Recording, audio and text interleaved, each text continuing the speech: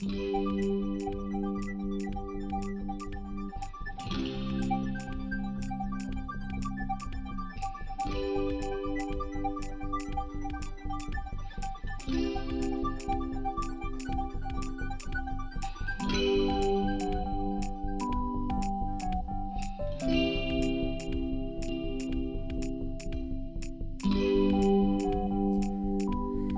à tous! On se retrouve aujourd'hui pour une petite vidéo de pimpage de carnet et en même temps c'est aussi l'occasion de faire une petite vidéo blabla, un petit peu vlog. Donc prends une petite tasse de café, ça va durer un petit moment, j'avais envie un peu de profiter de cette vidéo pour discuter un petit peu de mes projets, de ce projet-là en particulier, donc ce petit pimpage de carnet, et puis des diverses réflexions que j'ai eues en cours ces derniers temps. Donc déjà, je voulais commencer en remerciant les nouveaux abonnés sur la chaîne. Ça me fait super plaisir, ça me touche beaucoup de vous voir arriver si nombreux en ce moment.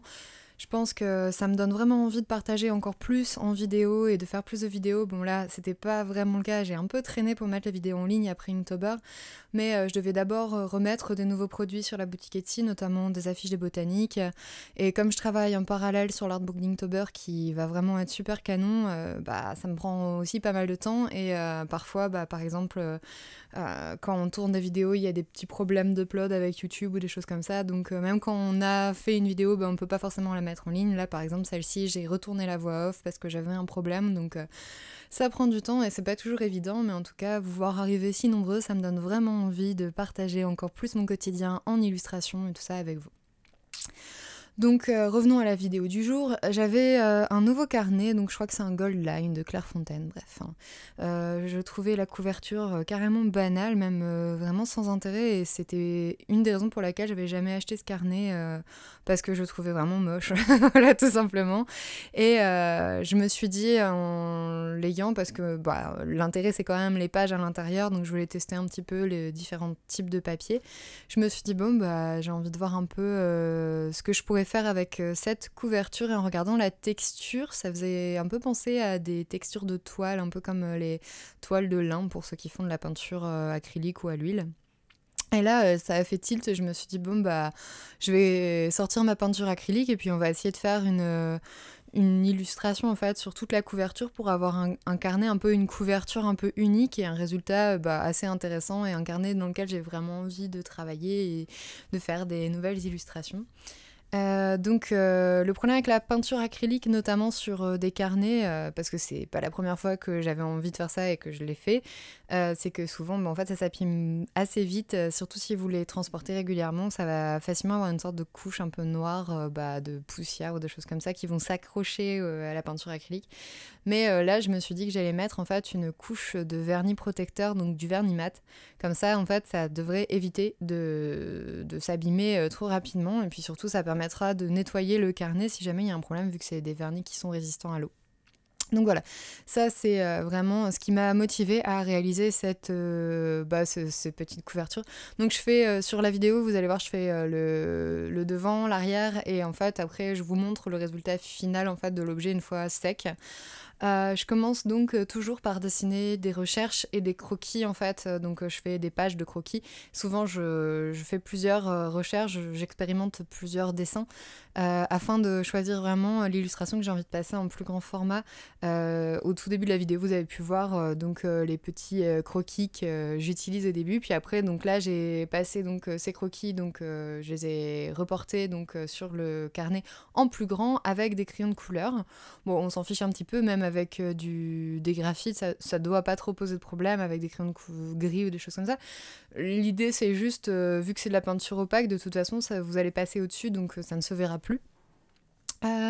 Et ensuite je me mets à la peinture. Souvent je sélectionne un peu quelques couleurs pour avoir vraiment un peu ma palette en tête. Là j'avais vraiment une idée très claire de ce que je voulais que ça donne en résultat colorimétrique, donc j'ai vraiment choisi 5-6 tubes de peinture, et je savais un peu comment réaliser mes mélanges pour arriver à cette illustration là, ce résultat là.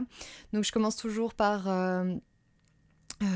Peindre en fait, surtout sur des toiles un peu en lin avec une texture qui est pas totalement blanche. Je commence d'abord par rajouter une couche de peinture blanche là où j'ai envie d'avoir le plus de luminosité. Là par exemple, c'est les yeux et les flammes en arrière-plan. Ça me permet en fait d'avoir un résultat qui est très...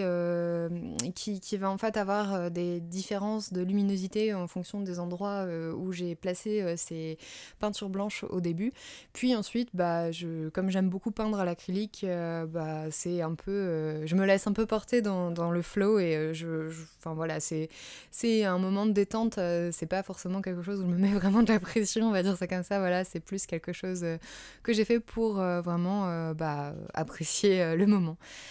J'aime énormément peindre à l'acrylique et je le fais super rarement, et notamment sur la chaîne. Je pense même pas avoir déjà partagé des... Ah si, j'avais déjà partagé une réalisation à l'acrylique, je vous la mettrai en fiche, mais c'est une vidéo qui date, donc ça remonte un petit peu. Donc ouais, je le fais assez rarement. Mais pourtant, je trouve que c'est un média hyper facile d'accès. C'est quelque chose avec lequel j'ai commencé au tout début. C'est pas très très cher, c'est peu onéreux là. Les tubes que j'ai, ça fait déjà 2 ans que je les ai. Je peins de temps en temps avec. Et en fait, ils descendent vraiment très lentement, surtout si vous travaillez sur des petits formats.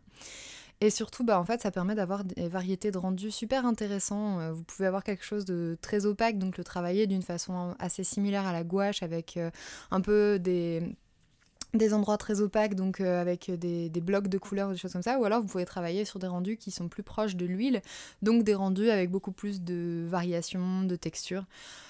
Et surtout, depuis que j'ai découvert le vernis mat, ça m'aide vachement parce que ça me permet de scanner mes illustrations et d'avoir des résultats en fait sans reflet. Donc ça, c'est super pratique. C'est quelque chose que j'ai découvert il y a quelques mois, quelques années, et en fait, ça me sert vraiment. Et en plus, pareil, hein, le vernis, j'ai le temps de voir venir. Je pense que je dois avoir je dois avoir de quoi vernir une 60-70 illustrations facilement avant de le reprendre. Donc ouais, franchement, bon investissement. Bon, il y a quelques jours, j'étais tombée des nues parce qu'en fait, je me suis rendu compte que j'avais vraiment des préjugés sur l'illustration et notamment sur le rendu des illustrations. En fait, je joue au jeu de cartes magiques en ligne mais également en vrai. Et j'avais jamais réalisé qu'en fait, la plupart des illustrations des cartes magiques sont réalisées en traditionnel. J'étais persuadée qu'elles étaient réalisées en digital. Alors il y en a certaines qui doivent très certainement être réalisées en digital, mais il y en a énormément qui sont réalisées en traditionnel, notamment celle de l'illustrateur, donc Jesper Esjing. Je vous mettrai le lien de son Instagram en description parce que son travail est juste super canon. Enfin, moi, je suis hyper fan, j'adore, je trouve que c'est incroyable. Et en fait, j'ai découvert que il travaillait à l'acrylique et ça m'a vraiment fait bizarre parce que c'est juste génial. D'ailleurs, je suis désolée pour la prononciation de son nom. Je sais pas si j'ai été vraiment juste, mais enfin bon, bref, voilà. Donc moi en fait en voyant son travail et en voyant un petit peu la claque que ça m'a foutu, ça m'a donné encore plus envie de bosser en traditionnel, en illustration. C'est quelque chose qui me travaille assez régulièrement en fait. J'hésite assez souvent à investir dans un iPad par exemple pour me mettre au digital, notamment avec le dernier logiciel de Procreate qui est sorti. Je sais pas si vous y faites un peu d'illustration, vous devez connaître.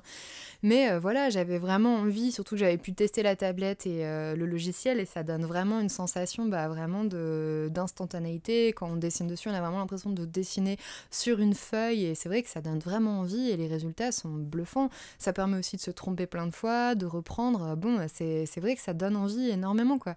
Mais en fait, en voyant vraiment le résultat, en voyant vraiment le trajet et la pratique de cet artiste, ça m'a vraiment donné envie de continuer à apprendre en fait sur l'illustration traditionnelle, d'embrasser cette particularité et puis d'y aller à fond, quoi. J'aime vraiment travailler sur du réel, avec de la peinture qui tâche, des palettes à nettoyer, des crayons qui s'usent, des textures de papier, des effets physiques de coulure, de diffusion. J'aime bien l'aquarelle notamment pour ça, mais j'aime vraiment les techniques traditionnelles en grande partie parce qu'il y a quelque chose d'extrêmement plastique, d'extrêmement physique en fait dans la réalisation des illustrations traditionnelles. Et en fait, je colore vraiment extrêmement rarement, j'utilise extrêmement rarement la palette graphique, des fois de temps en temps donc pour colorer des illustrations, mais je trouve souvent le rendu beaucoup moins intéressant, en tout cas pour moi, que le rendu traditionnel. Alors, pour ma pratique personnelle, mais par exemple il y a plein d'illustrateurs dont j'adore le travail qui font de la peinture et des illustrations en digital, et j'adore le résultat aussi. Mais j'avoue quand même que j'ai une légère préférence pour les gens qui travaillent en traditionnel sur les rendus, parce que je trouve souvent le résultat, ça me parle un petit peu plus, peut-être parce que j'ai l'habitude d'en faire. Donc peut-être que forcément c'est des choses où je comprends un peu plus les mécanismes et l'utilisation en fait du matériel pour arriver au résultat final. Mais malgré tout, je pense que toute pratique artistique, peu importe le matériel, est bonne en fait. J'oppose pas en fait la qualité de l'illustration et le matériel utilisé. Je pense qu'il y a beaucoup plus à voir dans le travail de réflexion, de création et en amont, plutôt que du matériel utilisé. Bon voilà, en gros ça m'a juste donné vraiment super envie de me mettre à fond dans le rendu traditionnel, et comme j'ai comme objectif d'illustrer un conte cette année, notamment un livre pour enfants, donc voilà, et j'aimerais vraiment réussir à être éditée sur ça. Là c'est vraiment mon gros projet cette année, j'ai décidé de me lancer à fond dans ce projet, et notamment à fond dans ce projet en traditionnel. Je sais pas encore si ce sera de l'aquarelle, de la gouache, de l'acrylique, je suis encore en train de réfléchir sur ça. Je sais pas non plus quel conte, je sais pas quel texte. D'ailleurs si jamais un auteur passe sur cette vidéo et est intéressé, ou si vous connaissez un auteur qui cherche des illustrateurs, n'hésitez pas à lui donner mes coordonnées, ou qu'il n'hésite pas à me contacter. Mais en tout cas, une chose est sûre, c'est que ça sera en traditionnel, et ça, je pense que c'est vraiment quelque chose que je veux faire une force pour moi. Voilà, c'était un petit peu donc toutes mes réflexions par rapport à ça ces derniers temps. J'espère que c'est une réflexion qui vous intéresse, et n'hésitez pas dans les commentaires à rebondir sur ça ou à me donner votre point de vue, ça m'intéresse beaucoup, surtout si vous êtes illustrateur, mais même si vous êtes juste amateur ou débutant, ça m'intéresse aussi de voir votre point de vue sur ce genre de réalisation. Bon, on se retrouve rapidement pour une vidéo sur la réalisation de mon artbook d'Inktober. Donc je vais vous montrer, je ferai un sketchbook total d'Inktober que j'ai terminé à temps cette année. D'ailleurs, je suis hyper contente d'avoir réussi à tenir. J'ai terminé le dernier jour, j'étais super contente. Et je vous dévoilerai donc la couverture que j'ai déjà réalisée, et je vous montrerai un peu le travail de mise en page sur le logiciel, donc avec tout le scan et tout ça. Et voilà, j'espère qu'en attendant, vous n'hésiterez pas, si ça vous intéresse, à aller faire une précommande de cet artbook, parce qu'elle est toujours ouverte sur mon shop Etsy, donc ça peut être intéressant, surtout que souvent sur les précommandes, j'essaye de mettre un petit bonus, un petit marque-page ou des choses comme ça. J'espère que cette vidéo t'aura plu. Si jamais tu veux soutenir ma chaîne, n'hésite pas à t'abonner en activant la petite cloche pour ne rater aucune vidéo. N'hésite pas à lâcher un petit pouce en l'air et un commentaire. J'espère que ça t'a plu, et j'essaierai de répondre à tous les commentaires si jamais il y en a. Bref. Je te laisse et je te souhaite une bonne journée. J'espère que cette vidéo t'aura plu. Salut!